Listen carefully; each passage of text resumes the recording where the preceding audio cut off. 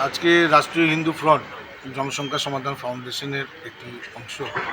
তো আজকে ত্রিপুরায় আমাদের যে প্রদেশ, আমাদের যে এই হিন্দু রাষ্ট্রীয় ফ্রন্ট যেটা আছে, রাষ্ট্রীয় হিন্দু ফ্রন্ট, সেটার আজকে কনভেনশন, সেই কনভেনশনে আমাদের কেন্দ্রীয় নেতৃত্বরা এসছেন আমাদের যিনি রাষ্ট্রীয় অধ্যক্ষ অনিল কুমার চৌধুরী মহাশয় এসছেন, আমাদের নেত্রী কনভেনার যিনি আমাদের রাষ্ট্রীয় হিন্দু ফ্রন্টের মমতা সাইকার এসছেন, আমাদের সাংগঠনিক যিনি মন্ত্রী কৃষ্ণ মুরারিজি, এবং আমার পাশে আছেন জিওএস অর্থাৎ গ্যাজেটেড অফিসার সংঘের সভাপতি শ্রী তপন দাস মহাশয় আছেন, রাষ্ট্রীয় আমাদের ত্রিপুরা থেকে যিনি সদস্য আছেন রাষ্ট্রীয় কমিটিতে সুপর্ণা শর্মা। এবং আজকের এই উপস্থিতি এবং আজকে সকলের মধ্যে দিয়ে আমরা দীর্ঘদিন ধরে এই রাজ্যে আমরা লক্ষ্য করছি যে এই রাজ্যের একটা বাড়ন্ত চারিদিকে বর্ডার সাইডে আমরা লক্ষ্য করে আছি।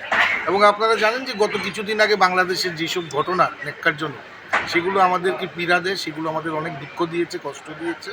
তাই আমরা যদি এখন থেকে যদি নিজেদেরকে সচেতন না করতে পারি, এখন থেকে যদি নিজেদের ভবিষ্যতের কথা চিন্তা না করি, ছেলে মেয়েদের ভবিষ্যতের কথা চিন্তা না করি, তাহলে মনে হয় আমাদের বিপদের সম্মুখীন হতে আর বেশি দিন নয়। কারণ আমরা লক্ষ্য করেছি যে এই রাজ্যে আমরা যারা হিন্দু সম্প্রদায়ের লোক, যারা আমরা এক হাম দো হামারা দো সবকা দো, যেখানে আমাদের ছেলেমেয়েরা একজন বা দুজন থাকে, সেই জায়গায় অন্য একটি ধর্মের লোক যারা 3-4টে বিয়ে করছে, 30-35টা তাদের সন্তান, এবং সেগুলোর জন্য দ্রব্যমূল্য যে হারে বৃদ্ধি পাচ্ছে, সেগুলো আমরা কেন বহন করব?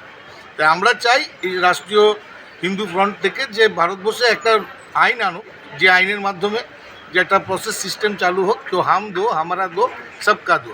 আর আমাদের একটাই দুটো স্লোগান, জাতপাত কো কারো বিদায়, হিন্দু হিন্দু ভাই ভাই।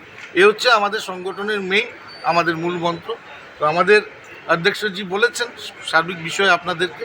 তো আশা করি আমাদের আজকে এই কনভেনশন সাফল্যমণ্ডিত, এবং অলরেডি আমাদের অনুষ্ঠান আজকে ঐতিহাসিক একটা রূপ দিয়েছে হলের মধ্যে চারিদিকে। তো পাশাপাশি আমরা আগামী দিন এই সংগঠনকে আরও দীর্ঘশক্তি করব, ঐক্যবদ্ধ করব, এবং প্রত্যেক মঙ্গলবার সন্ধ্যা 7টায় আমরা হনুমান চালিসা পাঠ সারা ত্রিপুরা রাজ্যের প্রত্যেকটা মন্দিরে সেই ব্যবস্থাপনা করব।